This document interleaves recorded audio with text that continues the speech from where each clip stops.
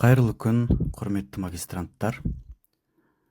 Біз бүгінгі екінші тақырып бойынша, яғни ғылымның функциялары деп аталатын тақырып бойынша дәрісімізді жалғастырамыз.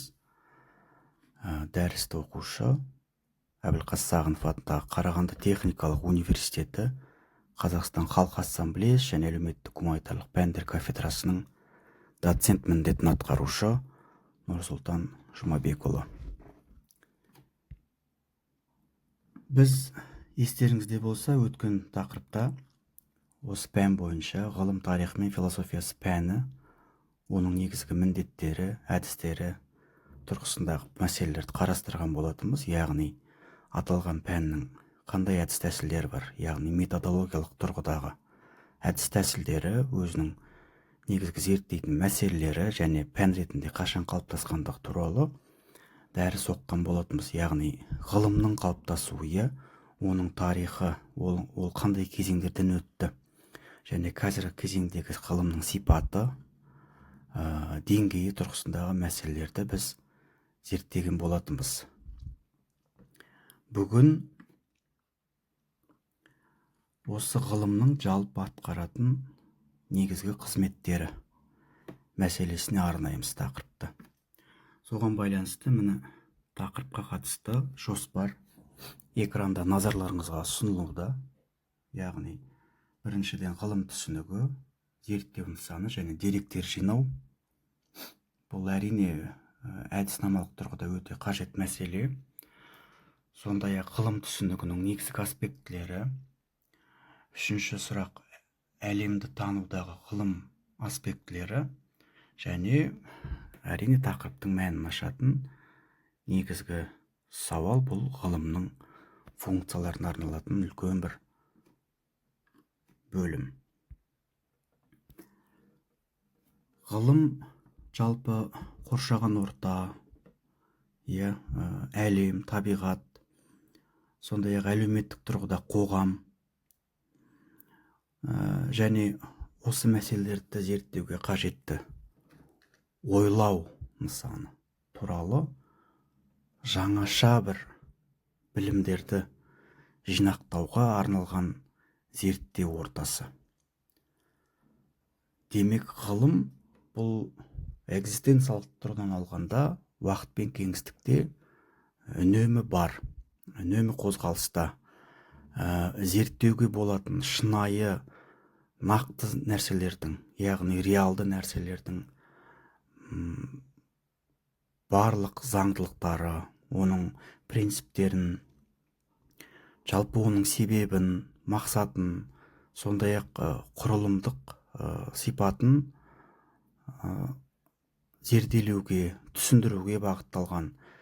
Оның ішінде тағы бір үлкен назар аударатын мәселе нақты факті жинау, яғни тәжірибе арқылы бақылауға негізделетін. Сондай-ақ бір математикалық, статистикалық есептеулерді қолдануды талап ететін және жүйелі түрде жинақталған ой қорытындысы болып табылатын жалпы адам баласының таным білімі. Енді ғылым түсінігінің қандай аспектілері бар? Ғылым түсінігінің бірнеше аспектілері бар.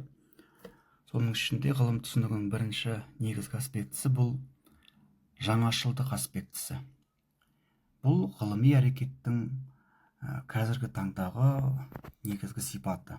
Біз ғылымды бір жаңалыға келетін, жаңаша ой қарымы мүлдем өзгеше, жаңа бір серпін беретін таным қабілетінің түрі деп айтуға болады.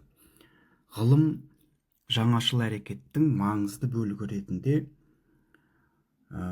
фундаменталды зерттеулерге, қолданбалы зерттеулерге және тиімді модельдер жасау, бір құрылымын, оның құрылысын